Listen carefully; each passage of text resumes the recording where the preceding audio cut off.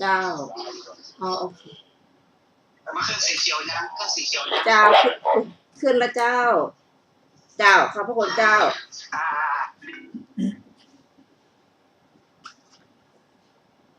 ขอนอบน้อมแด่พระผู้มีพระภาคเจ้าพระองค์นั้นซึ่งเป็นผู้ไกลจากกิเลสตรัสรู้ชอบได้โดยพระองค์เองสวัสดีครับท่านผู้ฟังที่เคารพครับท่านผู้ฟังกำลังรับฟังรายการศึกษาพระพุทธศาสนาตามพระไตรปิฎกมีเสนอแก่ท่านผู้ฟังทุกวันอาทิตย์ตั้งแต่เวลา 15 นาฬิกาถึง 16 นาฬิกาดำเนินรายการโดยกับผมพันเอกธนัทเดชะมีอาจารย์สุรภาเดชะเป็นผู้ร่วมรายการวันนี้เราได้นำพระไตรปิฎกฉบับอัฏฐกถาเล่มที่40มาศึกษากันในพระสูตรที่ชื่อว่ากุมภโกสกะพระสูตรนี้พระองค์ตรัสพระคาถาว่าอุทธานวโตสติมโตสุจิกัมมัสสะนิสัมมการิโนสัญญตัสสะจะธรรมชีวิโนอัปปมัตตัสสะยโสภิวะทัตติยศย่อมเจริญโดยยิ่งแก่คนผู้มีความขยันมีสติมีการงานสะอาดมีปกติใคร่ครวญแล้วจึงทำสำรวมแล้วเลี้ยงชีพโดยธรรมและไม่ประมาทบุคคลที่พระองค์ได้ตัดคล้อยตามคาถานี้ย่อมเป็นผู้เจริญครับต่อมาเราจะได้ศึกษาเรื่องของกุมภโกสกะต่อจากอาทิตย์ที่แล้วก็ขอเชิญอาจารย์สุรภาครับค่ะสวัสดีค่ะท่านผู้ฟังทุกท่านกุมภโกสกะต้องจ่ายทรัพย์เพราะอุบายของนางสนมโดยการล่วงไป 2-3 วันนางสนมนั้นก็ส่งข่าวหรือกราบทูลแด่พระราชาว่าข้าแต่สมมุติเทพขอฝ่าละอองธุลีพระบาทจงรับสั่งให้การโฆษณาว่าขอถวยราชจงจัดทำมหรสพในย่านถนนแห่งคนรับจ้างอยู่ก็คนใดไม่จัดมหรสพในเรือนสินไหมชื่อประมาณเท่านี้ย่อมมีแก่คนนั้นพระราชารับสั่งให้ทำอย่างนั้นคราวนั้นแม่ยายพูดกับเขาว่าพ่อเอ๋ยเจ้าจำต้องจัดทำมหรสพในถนนแห่งคนรับจ้างตามพระราชานัดเราจะทำอย่างไรกุมภโกสกะก็กล่าวว่าแม่ฉันแม้ทำการรับจ้างอยู่ก็แทบจะไม่สามารถเป็นอยู่ได้จัดทำมหรสพอย่างไรได้เล่าแม่ยายก็กล่าวว่าพ่อเอ๋ยธรรมดาบุคคลผู้อยู่ครองเรือนทั้งหลายย่อมรับเอาแม้นี่ไว้พระเจ้าอยู่หัวทรงบังคับจะไม่ทำตามไม่ได้อันเราอาจพ้นจากหนี้ได้ด้วยอุบายอย่างใดอย่างหนึ่งไปเถิดพ่อจงนำกหาปณะ1หรือ2กหาปณะแต่ที่ไหนๆก็ได้นางสนมส่งทรัพย์ของกุมภโกสกะไปถวายพระราชาเขาตำหนิติเตียนพลางไปนำกหาปณะมาเพียง1กหาปณะแต่ที่ฝั่งทรัพย์40 โกฏนางก็ส่งกหาปณะไปถวายแด่พระราชาแล้วจัดทำมหรสพด้วยกหาปณะของตนโดยการล่วงไป 2-3 วันก็ส่งข่าวไปถวายอย่างนั้นนั่นแลอีกพระราชาก็ทรงบังคับอีกว่าถวยราชจงจัดทำมหรสพเมื่อใครไม่ทำมีสินไหมประมาณเท่านี้กุมภโกสกะนั้นถูกแม่ยายกล่าวรบเร้าอยู่เหมือนครั้งก่อนนั่นแลจึงไปนำกหาปณะมา1กหาปณะแม้อีกนางก็ส่งกหาปณะแม้เหล่านั้นไปถวายพระราชา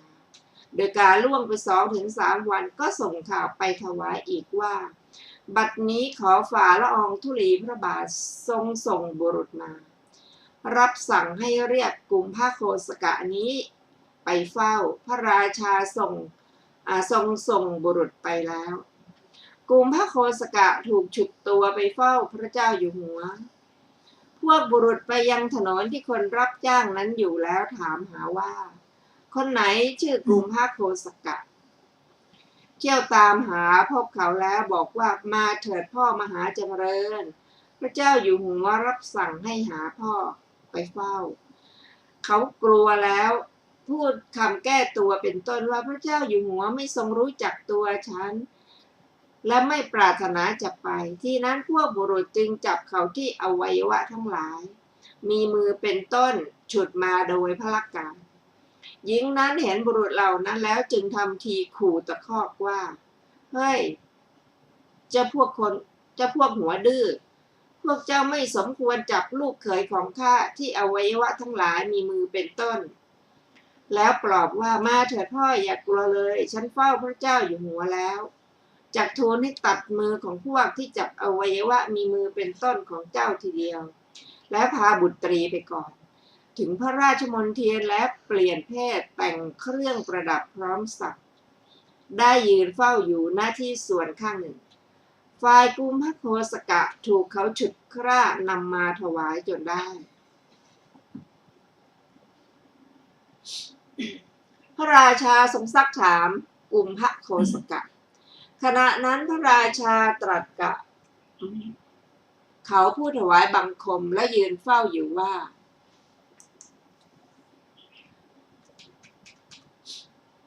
เจ้าหรือชื่อกุมภโคสกะกุมภโคสกะก็ตอบว่าข้าแต่สมมุติเทพพระเจ้าข้าพระราชาเพราะเหตุไรเจ้าจึงปกปิดทรัพย์เป็นอันมากไว้ใช้สอยกุมภโคสกะก็กล่าวว่าทรัพย์ของข้าพระองค์จะมีแต่ไหนพระเจ้าข้าเพราะข้าพระองค์ทำการรับจ้างเลี้ยงชีวิตพระราชาก็เจ้าอย่าทำอย่างนั้นเจ้าลวงข้าทำไมกุมภโคสกะก็ข้าพระองค์ไม่ได้ลวงพระเจ้าข้าทรัพย์ของข้าพระองค์ไม่มีจริงทีนั้นพระราชาทรงแสดงกหาปณะเหล่านั้นแก่เขาแล้วตรัสว่ากหาปณะเหล่านี้ของใครกันกุมภโคสกะเผยจำนวนทรัพย์เขาจำกหาปณะได้คิดว่าตายจริงเราฉิบหายแล้วอย่างไรเนาะกหาปณะเหล่านี้จึงตกมาอยู่มาถึงพระหัตถ์ของพระเจ้าอยู่หัวได้แลไปข้างหน้าโน้นก็เห็นหญิง2 คนนั้นประดับประดายืนเฝ้าอยู่ริมพระทวารห้องจึงคิดว่ากรรมนี้สำคัญนักชรอยพระเจ้าอยู่หัวพึงแต่งหญิงเหล่านั้นไปล่อลวงแน่นอนขณะนั้นพระราชาตรัสกับเขาว่าพูดไปเถิดผู้เจริญทำไมเจ้าจึงทำอย่างนั้นกุมภโคสกะก็กล่าวว่าเพราะที่พึ่งของข้าพระองค์ไม่มีพระเจ้าข้าพระราชาคนเช่นเราไม่ควรเป็นที่พึ่งของเจ้าหรือกุมภโคสกะข้าแต่สมมุติเทพถ้าสมมุติเทพเป็นที่พึ่งของข้าพระองค์ก็เป็นการเหมาะดีพระราชาเป็นได้สิผู้เจริญทรัพย์ของเจ้ามีเท่าไรล่ะกุมภโคสกะก็ตอบว่ามี40 โกฏพระเจ้าข้าพระราชาก็ได้อะไรขนจึงจะควรกุมภโคสกะเกวียนหลายๆเล่มพระเจ้าค่ะกุมภโคสกะได้รับตำแหน่งเศรษฐีพระราชารับสั่งให้จัดเกวียนหลายร้อยเล่มส่งไปให้ขนทรัพย์นั้นมาให้ทำเป็นกองไว้ที่หน้าพระลานหลวงรับสั่งให้ชาวกรุงราชคฤห์มาประชุมกันตรัสถามว่าในพระนครนี้ใครมีทรัพย์ประมาณเท่านี้บ้างเมื่อทวยราบกราบทูลว่าไม่มีพระเจ้าข้าตรัสถามว่าก็เราทำอะไรแก่เขาจึงควรเมื่อพวกนั้นกราบทูลว่าทรงทำความยกย่องแก่เขาสมควรพระเจ้าข้าจึงทรงตั้งกุมภโคสกะนั้นในตำแหน่งเศรษฐีด้วยสักการะเป็นอันมากพระราชทานบุตรีของหญิงนั้นแก่เขาแล้วเสด็จไปสู่สำนักพระศาสดาพร้อมกับเขาถวายบังคมแล้วกราบทูลว่าข้าแต่พระองค์ผู้เจริญ ขอพระองค์จงทอดพระเนตรบุรุษนี้ชื่อว่าผู้มีปัญญาเห็นปานนี้ไม่มีเขาแม้มีสมบัติถึง40 โกฏก็ไม่ทำอาการเย่อหยิ่งหรืออาการสักว่าความทะนงตัวทำเป็นเหมือนคนกำพร้านุ่งผ้าเก่าๆทำการรับจ้างที่ถนนอันเป็นที่อยู่ของคนรับจ้างเลี้ยงชีพอยู่หม่อมฉันรู้ได้ด้วยอุบายชื่อนี้ก็แลครั้นรู้แล้วสั่งให้เรียกมาไล่เลียงให้รับว่ามีทรัพย์แล้วให้ขนทรัพย์นั้นมาตั้งไว้ในตำแหน่งเศรษฐีใช่แต่เท่านั้นหม่อมฉันยังให้บุตรีแก่เขาด้วยข้าแต่พระองค์ผู้เจริญคนมีปัญญาเห็นปานนี้หม่อมฉันไม่เคยเห็นหัวข้อคุณธรรมเป็นเหตุเจริญแห่งยศพระศาสดาทรงสดับเรื่องนั้นแล้วตรัสว่ามหาบพิตรชีวิตของบุคคลผู้เป็นอยู่อย่างนั้นชื่อว่าเป็นอยู่ประกอบด้วยธรรมก็กรรมมีกรรมของโจรเป็นต้น ย่อมเบียดเบียน บีบคั้นผู้ทำ ในโลกนี้ทั้งในโลกหน้าชื่อว่าความสุขอันมีกรรมนั้นเป็นเหตุก็ไม่มีก็บุรุษทำการรับจ้างก็ดีทำนาก็ดีเลี้ยงชีวิตในการเสื่อมทรัพย์นั่นแหละชื่อว่าชีวิตประกอบด้วยธรรมอันเป็นความใหญ่ย่อมเจริญขึ้นอย่างเดียวแก่คนผู้ถึงพร้อมด้วยความเพียรบริบูรณ์ด้วยสติมีการงานบริสุทธิ์ทางทวารทั้งหลายมีกายและวาจาเป็นต้นมีปกติใคร่ครวญด้วยปัญญาแล้วจึงทำผู้สำรวมไตรทวารมีกายทวารเป็นต้นเลี้ยงชีวิตโดยธรรมตั้งอยู่ในอันไม่เหินห่างสติเห็นปานนั้นดังนี้แล้วตรัสพระคาถานี้ว่ายศย่อมเจริญโดยยิ่งแก่คนผู้มีความขยันมีสติมีการงานสะอาดมีปกติใคร่ครวญแล้วจึงทำสำรวมแล้วเลี้ยงชีพโดยธรรมและไม่ประมาท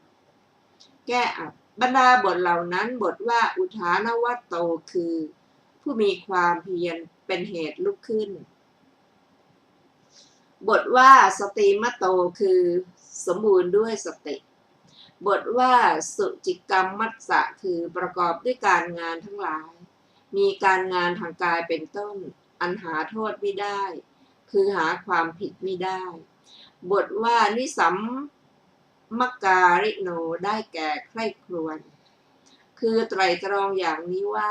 ถ้าผลอย่างนี้จะมีเราจะทำอย่างนี้หรือว่าเมื่อการงานนี้อันเราทำแล้วอย่างนี้ผลชื่อนี้จะมีดังนี้แล้วทำการงานทั้งปวงเหมือนแพทย์ตรวจดูต้นเหตุของโรคแล้วจึงแก้โรคฉะนั้นบทว่าสัญญตัสสะได้แก่สำรวมแล้วคือไม่มีช่องด้วยทวารทั้งหลายมีกายเป็นต้นบทว่าธรรมชีวิโนคือผู้เป็นฆฤหัสถ์เว้นความโกงต่างๆมีโกงด้วยตาช่างเป็นต้นเลี้ยงชีวิตด้วยการงานอันชอบทั้งหลายมีทำนาและเลี้ยงโคเป็นต้นเป็นบรรพชิตเว้นอเนสนากรรมทั้งหลายมีเวชกรรมและทูตกรรมเป็นต้นเลี้ยงชีวิตด้วยภิกษาจารโดยธรรมคือโดยชอบบทว่าอัปปมัตตสะคือมีสติไม่ห่างเหินบทว่ายโสพิวัตทติความว่ายศที่ได้แก่ความเป็นใหญ่ความมีโภคสมบัติและความนับถือและที่ได้แก่ความมีเกียรติและการกล่าวสรรเสริญย่อมเจริญในการจบพระคาถากุมภโคสกะดำรงอยู่ในโสดาปัตติผลชนทั้งหลายแม้เหล่าอื่นเป็นอันมากก็บรรลุอริยผลทั้งหลายมีโสดาปัตติผลเป็นต้นแล้วเทศนาสำเร็จประโยชน์แก่มหาชนอย่างนี้แลจบเรื่องกุมภโกสกะต่อไปเป็นเรื่องพระจูลปันธกะเถระข้อความเบื้องต้น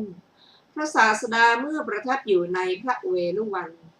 ทรงปรารภพระเถระชื่อว่าจูลปันธกะตรัสพระธรรมเทศนานี้ว่า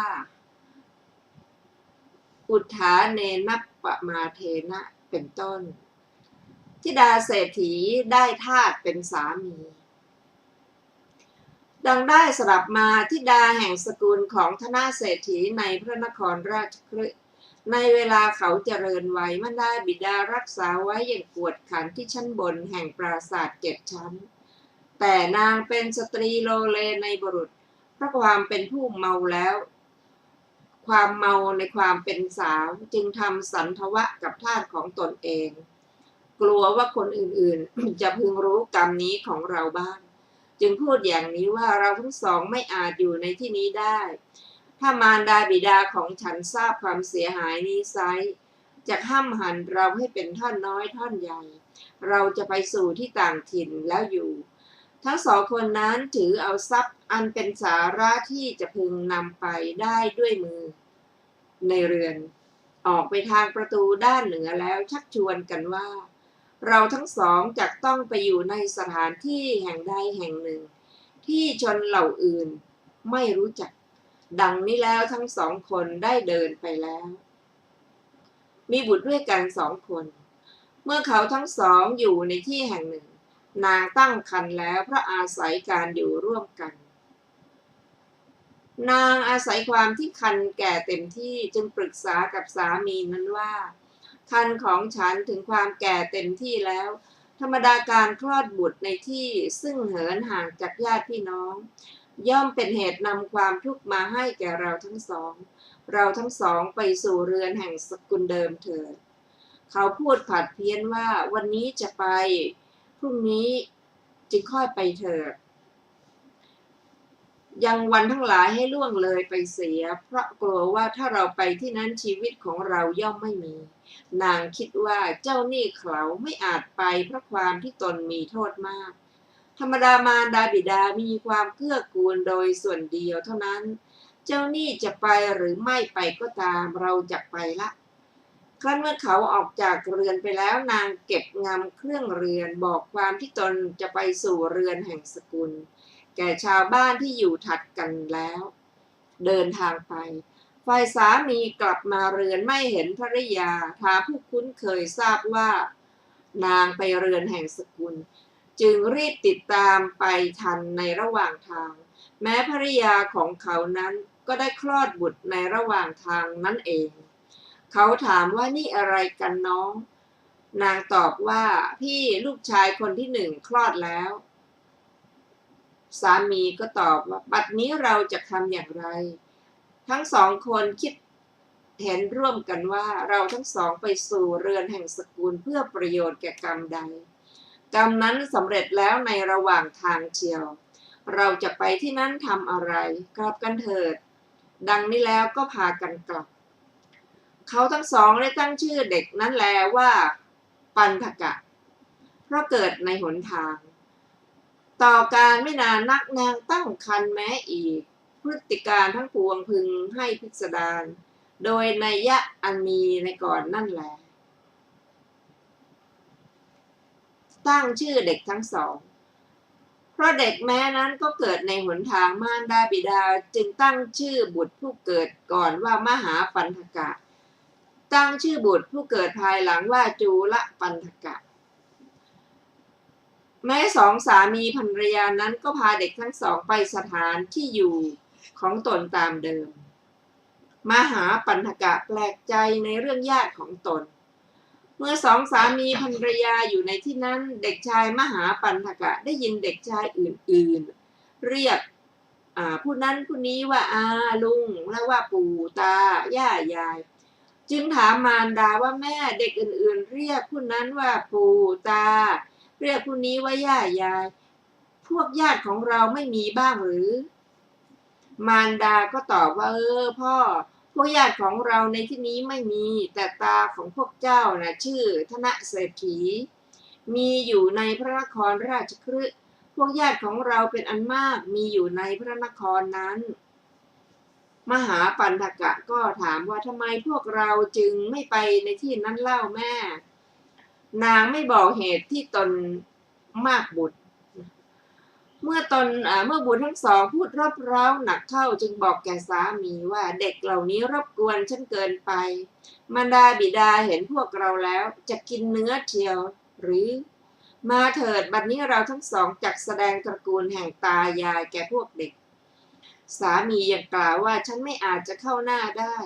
แต่จะพาพวกเจ้านั้นไปได้ภรรยาดีละควรที่เด็กทั้งสองจะพบเห็นตระกูลของตาด้วยอุบายอย่างใดอย่างหนึ่งแท้พาบุตรทั้งสองไปหาตาชนทั้งสองพาเด็กๆไปถึงพระนครราชคฤห์โดยลำดับพักอยู่ในศาลาแห่งหนึ่งหลังหนึ่งริมประตูพระนครมารดาของเด็กพาเด็กสองคนไปแล้วสั่งให้บอกความที่ตนมาแก่มารดาบิดามารดาบิดาทั้งสองนั้นได้ยินข่าวนั้นแล้วกล่าวว่าบรรดาชนทั้งหลายผู้ยังท่องเที่ยวอยู่ในสงสารชื่อว่าผู้ไม่เคยเห็นบุตรผู้ไม่เคยเป็นบุตรไม่เคยเป็นธิดากันย่อมไม่มีคนเหล่านั้นมีความผิดต่อเราเป็นข้อใหญ่พวกเขาไม่สามารถจะตั้งอยู่ในครองจักสุของเราได้ชนทั้งสองจงเอาทรัพย์ประมาณเท่านี้ไปสู่สถานที่ผาสุกเลี้ยงชีพเถิดแต่จงส่งเด็กทั้งสองมาในที่นี้สองสามีภรรยานั้นรับทรัพย์ที่ท่านทั้งสองนั้นส่งมามอบเด็กทั้งสองในมือของพวกคนใช้ที่มานั่นแลส่งไปแล้วเด็กทั้งสองเจริญวัยในตระกูลของตายายมหาปันธกะออกบวช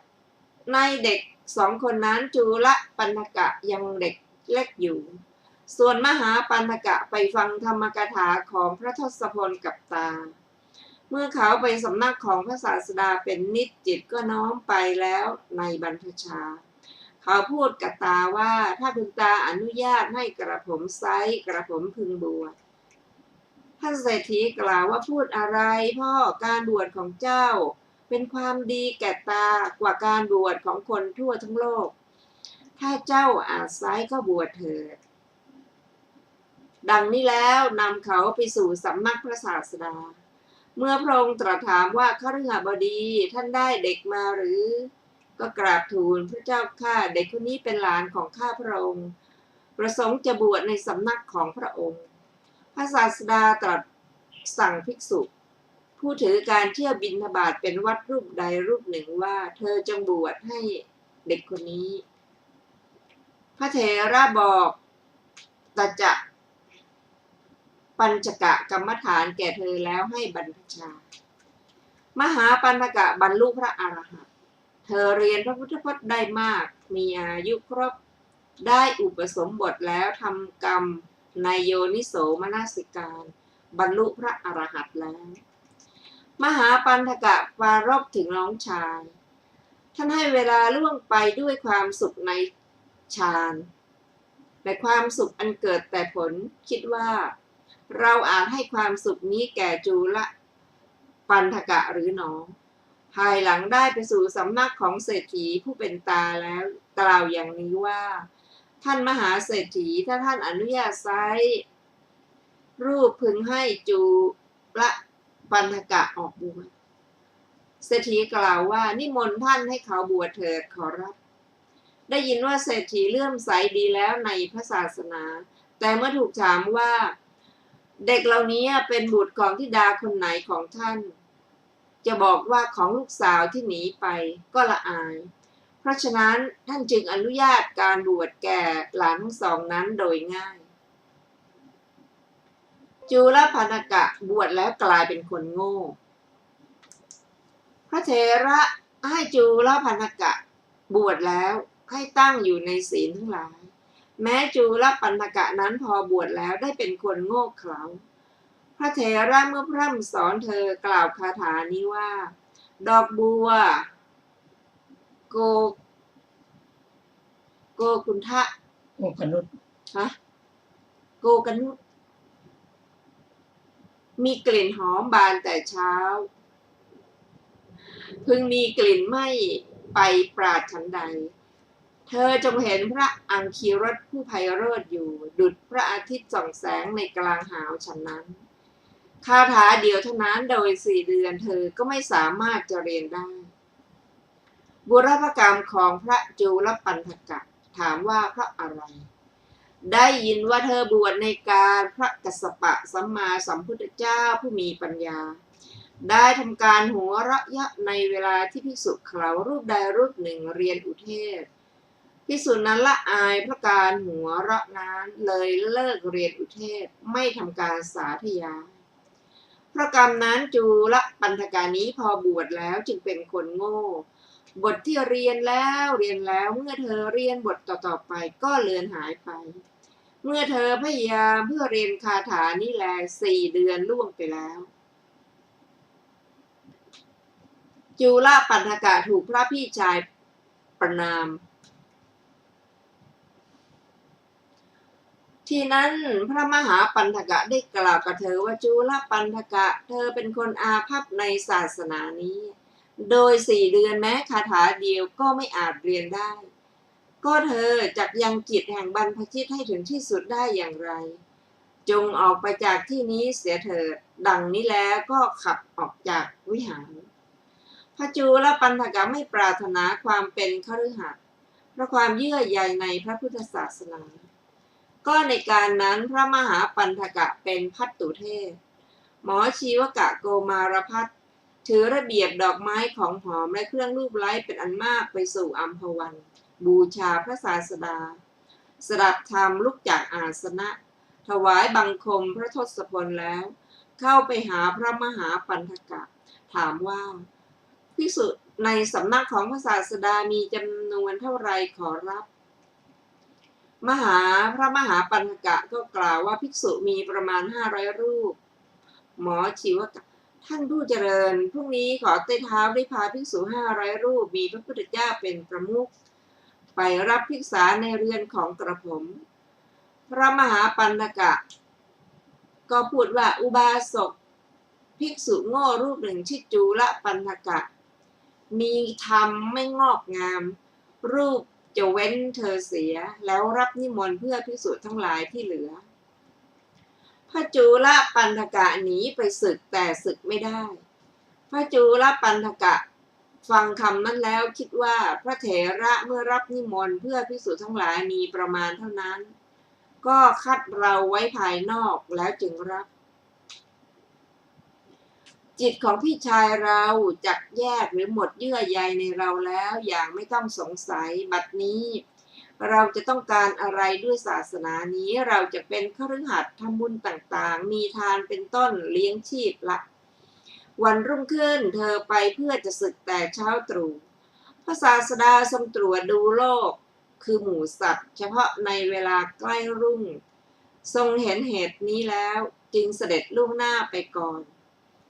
ได้ทรงหยุดจงกรมอยู่ที่ซุ้มประตูใกล้ทางที่พระจุลปันถกะไปพระจุลปันถกะเมื่อเดินไปพบพระศาสดาจึงเข้าไปถวายบังคม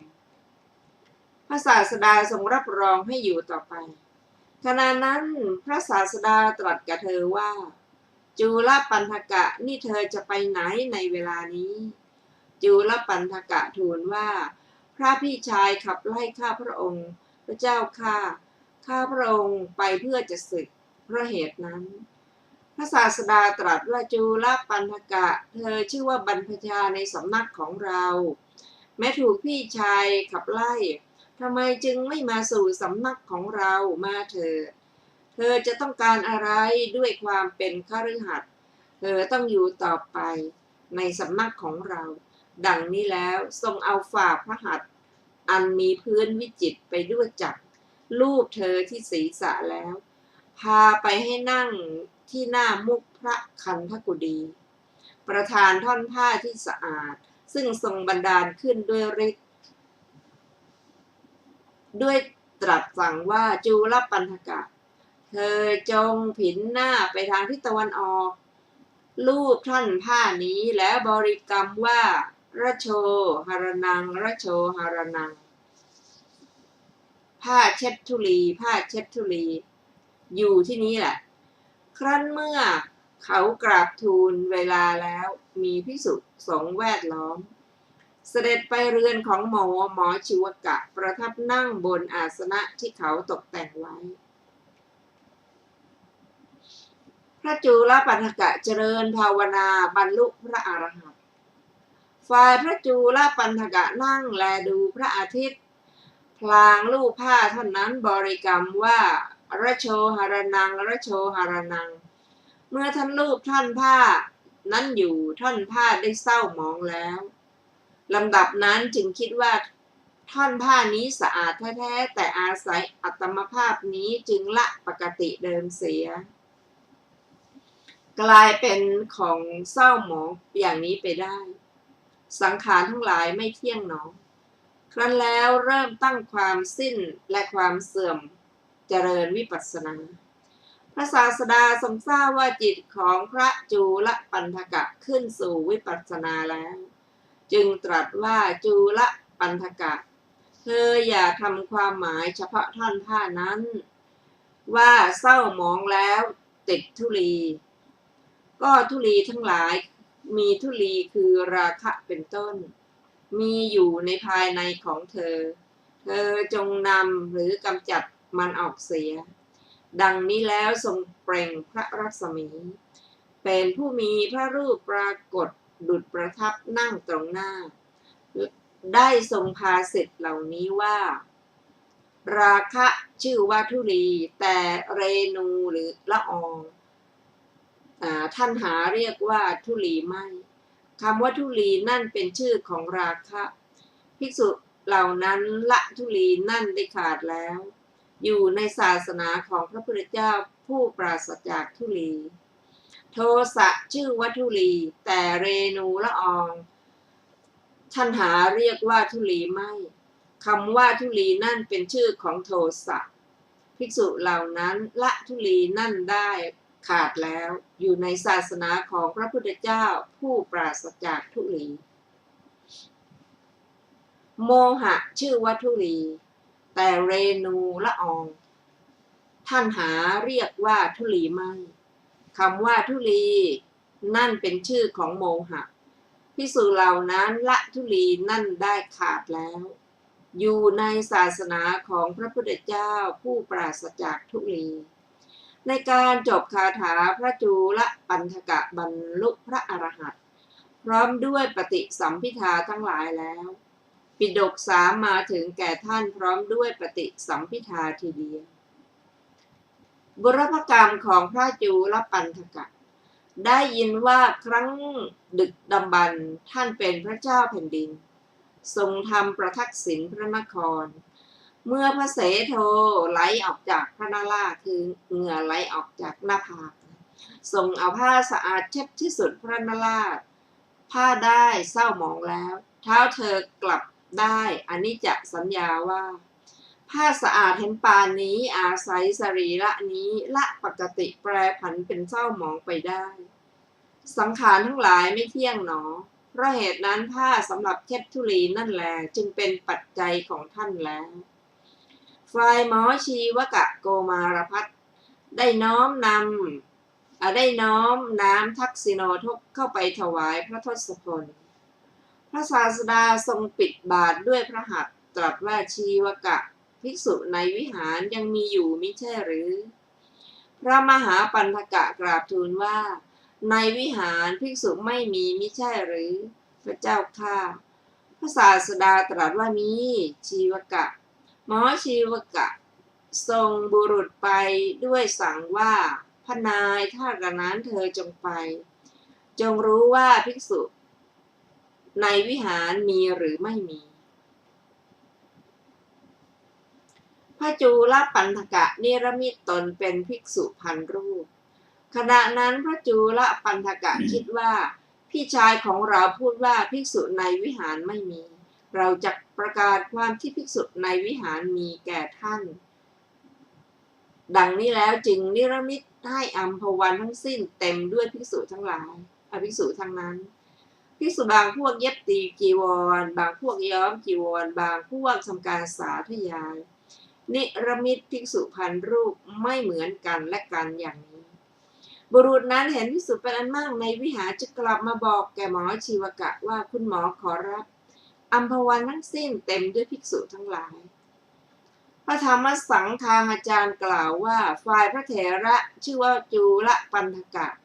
เนรมิตตน1,000 ครั้งเป็นภิกษุ1,000 รูป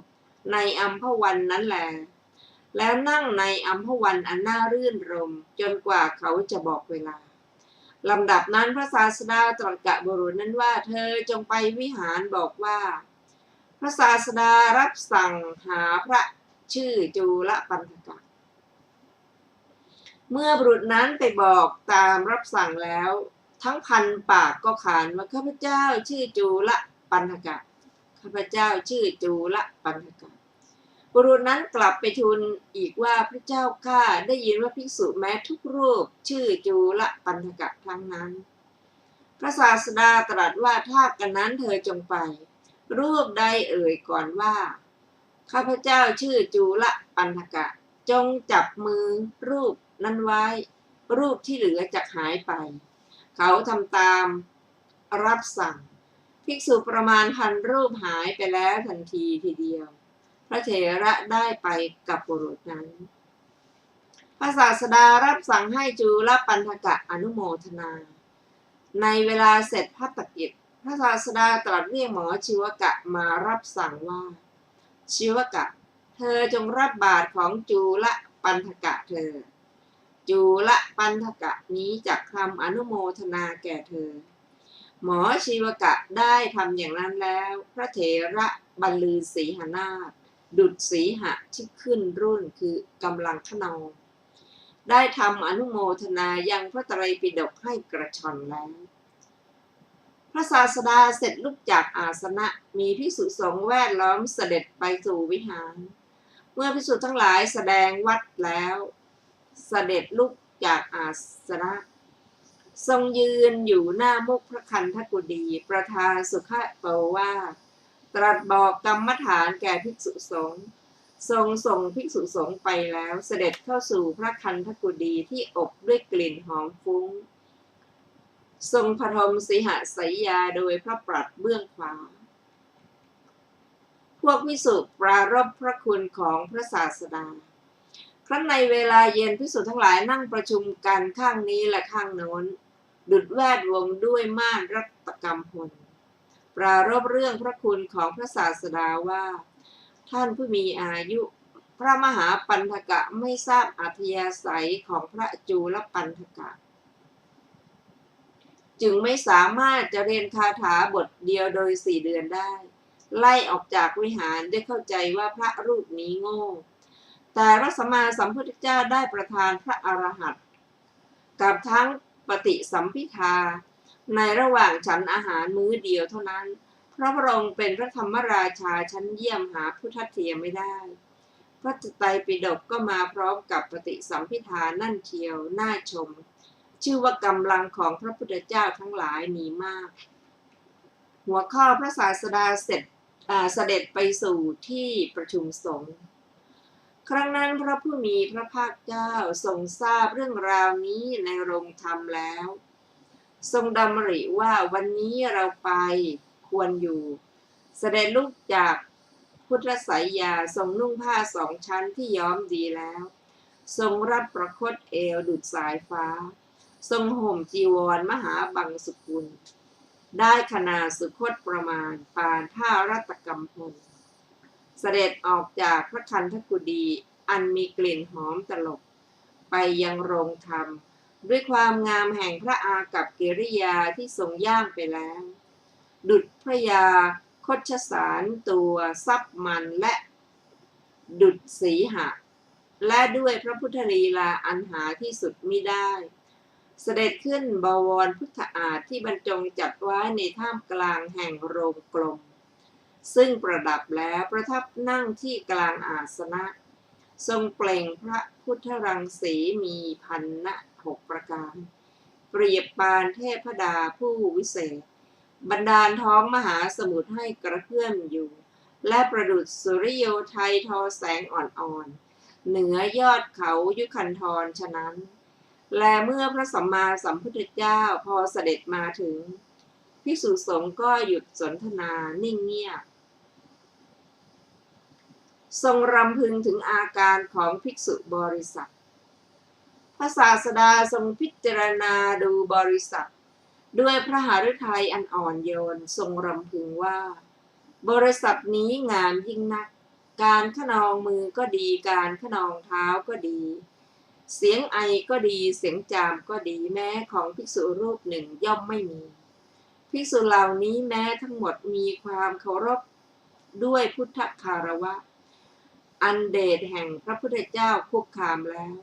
เมื่อเรานั่งเฉยเสียแม้พูดไม่พูดแม้ตลอดชั่วอายุก็รูปไหนๆจักหายกเรื่องขึ้นพูดก่อนไม่